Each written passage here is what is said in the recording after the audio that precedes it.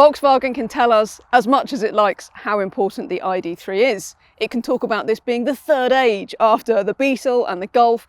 I could even bore you myself about all the cars that have shaped the automobile today.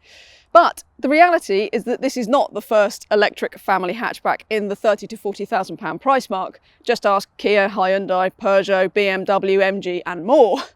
But there are plenty of reasons that the ID3 might be top of your shortlist if you are considering a plug-in family car. Before we go any further, don't forget to subscribe to the CarGurus UK YouTube channel and turn on notifications so that you don't miss any of our videos. For a start, there are a variety of different batteries and trims, which means it's very easy to find an ID3 that will suit your lifestyle and budget.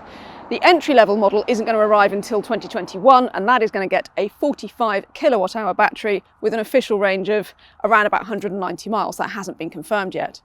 However, the bread and butter of the range is going to be this 58 kilowatt-hour battery that we have here, and that has an official range of 260 miles, give or take a mile or two, depending on which of the 7 trims you go for. Above that is a 77 kilowatt hour Tour model, which will do 336 miles, but that does cost some £40,000 after the £3,000 government plug-in car grant. So this 58 kilowatt hour model, which costs from more like £30,000 to £36,000, is going to be the more popular option. Charging is straightforward too. The CCS and Type 2 sockets at the back of the car are the European standard sockets that you'll find in almost every new electric car, and which are compatible with the vast majority of public charging points. The 58 kilowatt-hour ID3 can charge at speeds of up to 100 kilowatts, which means you'll be able to add 80% battery in around about 30 minutes if you can find an ultra-rapid charger of 100 kilowatts or more. The more common 50 kilowatt chargers will do the same 80% top up in around about 50 minutes to an hour. Interestingly, the 77 kilowatt hour ID3 Tour model charges a fraction quicker at up to 125 kilowatts, while the cheapest 45 kilowatt hour pure ID3 will only charge at 50 kilowatts. Plug into a standard 7 kilowatt home wall box and the 58 kilowatt hour ID3 will be fully charged in around about 10 hours. One of the main selling points of the ID3 is that Volkswagen reckons it has got Passat space and practicality, despite the fact that the car itself is more Golf-sized. So, starting at the boot, well, I have to say it doesn't really look Passat-sized, so you get just under 400 litres of boot space. It is a decent size though, very comparable with cars like the Golf, and you get a little bit of cable storage at the back here. I would say probably not really what you'd expect. And I would also say that it's a shame you don't get any storage space under that little front bonnet that the ID3 has got. You just get your windscreen washer and all that gubbins. You can add a variable boot floor, which I think is definitely well worth doing, because that'll be a bit more cable storage for you, which you'll want if you add the optional 3-pin cable, as well as having the standard Type 2 cable that you'll use to plug into your normal slow chargers and also your home wall box, which will charge the car in around about 10 hours with this 58 kilowatt hour battery. However, where you do get the Passat style space is in those rear seats. For a start, you've got really good access to these seats, nice wide door aperture, so if you've got to lean in and reach car seats, that kind of thing, there's no problem at all. On top of that, you get loads of legroom, definitely more than you do in a Golf. Headroom's perfectly decent, nothing exceptional I would say, but an adult is certainly going to be comfortable back here. You get a nice centre rear armrest as well. The only thing I would add is that if you go for the 77 kilowatt hour ID3, you lose this middle seat, so you can only seat 2 people on the rear bench, which is a bit of a disappointment. Also, if you do want to fold these seats in order to extend the boot floor, then you leave a bit of a step up. You don't get a flat load bay like you do in some rivals.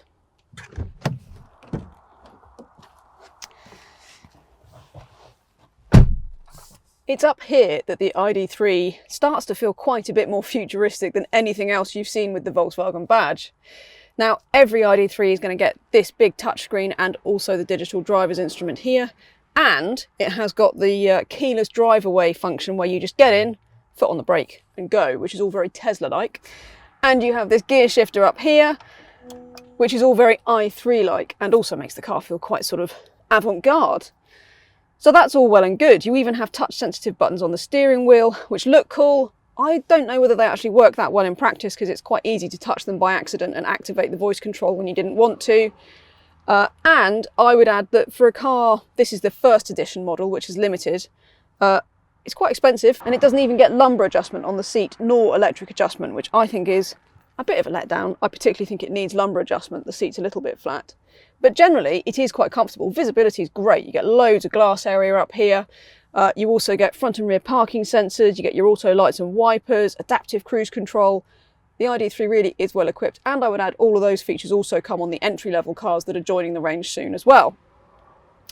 Not only that, but of course, the focal point of the car really is this touchscreen. The standard 10-inch touchscreen is, of course, where you'll find the major functions, including nav that will show you where the nearby chargers are, as well as music streaming apps, digital radio, Android Auto and wireless Apple CarPlay, although that isn't coming to the ID3 until 2021. Annoyingly, it's also where you'll find the climate control function, which can be a bit fiddly to adjust, and it's very easy to accidentally change the temperature or change the volume when you're just trying to touch the touchscreen. Everything else at least is quite easy to use and very quick to respond. So that's the good and bad bit about the screen and the rest of the ID3's interior, but let's get out there and see what it's like to drive.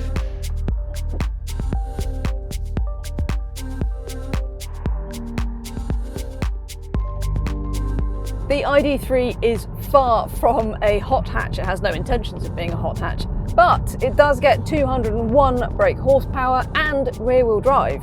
So the ID3 is based on a platform, it's called the MEB platform, so it's Volkswagen's new electric car platform. And in this, guys, it has got the electric motor hung out the back over the rear wheels.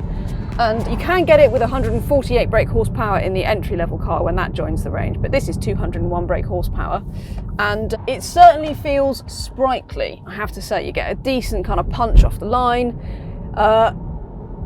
Do you know what? The whole car just feels it gels really nicely. I think the steering, it's not got much feel, but it's got really nice sort of linear weight to it. There's plenty of grip, despite it being rear-wheel drive. It's kind of damp and, you know, it's no problem at all today. It feels really sort of stoic and planted. Just what you want, really. Even though it's quite a high car, I'd say body control is pretty good. It does get a bit of lean, but nothing too much. The whole car feels very unflappable. It all feels extremely composed and very slick, and I think that's what people are going to want. You can change the drive mode, so it's got a sport and a comfort and an eco mode, and this car has got adaptive dampers, which I think are really good actually, because this car's on 19-inch wheels and yet it rides quite nicely. Gets a little bit lumpy over if you get kind of high speeds over expansion joints, that kind of thing. Most of the time the car's really nicely settled, so I think Volkswagen have sorted that out really nicely for a car that's fairly heavy as well. It's one of those cars that just feels very natural as soon as you get in it, which is kind of unusual for a lot of electric cars. Sometimes you really take some time to get used to it. Now, the brake regen in the ID3 is fairly straightforward. So when you stick the car in drive, even in eco mode, and just drive around, actually it coasts. It doesn't have the brake regen on all the time. So I can lift off the throttle now and the car will coast for ages because there's no mechanical friction, of course. So the car will just keep going. Unless it senses that there's a junction coming up, which it will do even without the nav on, and then it will start to introduce the braking, or if there's a car ahead of it, and all of that is automatic. And that sounds a bit weird and a bit techie if you're not used to electric cars with brake regen, but actually it's one of those things you get used to quite quickly and begun to rely on, and it just becomes a normal aspect of the car that you learn to enjoy and drive with, and I think it makes it quite a relaxing thing. I don't mind it at all. It bleeds in nice and smoothly too, so there's nothing dramatic about it. You can introduce a bit of heavier brake regen if you want by just tweaking this up here and putting it into B mode, and that brings quite heavy brake regen, virtually one pedal driving around town. It's not as heavy as the one pedal drive modes that you get in the Nissan Leaf and the Honda E and that kind of thing, but it is there if you want it, and it does improve efficiency around town. Which brings me on to efficiency. And you know what? This is one area that I'm quite disappointed with. Now, I like the way the ID3 drives, but on the way up here, at a very modest motorway run, I only got about 2.7 miles per kilowatt hour, which is pretty poor, really. I mean, I've lived with a Kia e-Niro, and in that you would get sort of 3.5 to 4 in similar circumstances. Just straight motorway miles, steady 70 miles an hour, in sort of middling temperatures of sort of 10 to 15 degrees.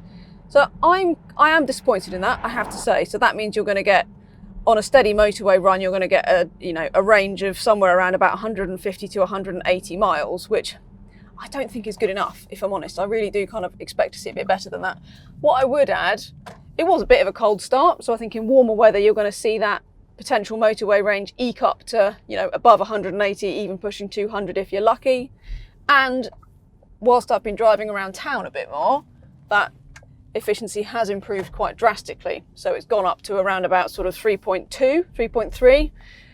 I'd still like to see better than that, if I'm honest, but nonetheless, that's not bad, and it's not far off what you get in a Nissan Leaf and this kind of thing. So basically, I think you will probably get close to seeing that official range of 260 odd miles if you're in and about town all the time. Outside that, the efficiency does drop quite quickly.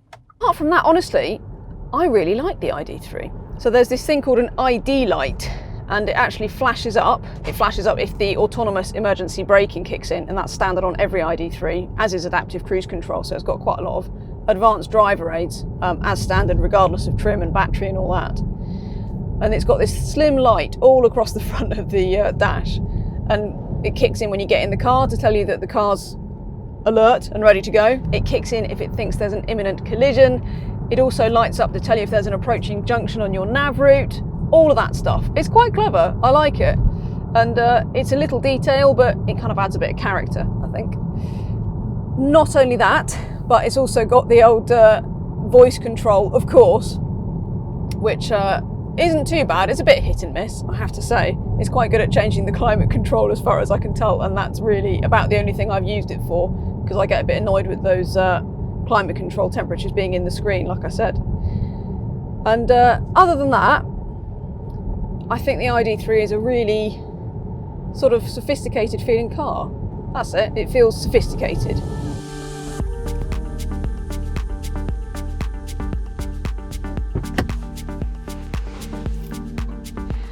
I don't think that the ID3 is the groundbreaking new era that Volkswagen might have us believe.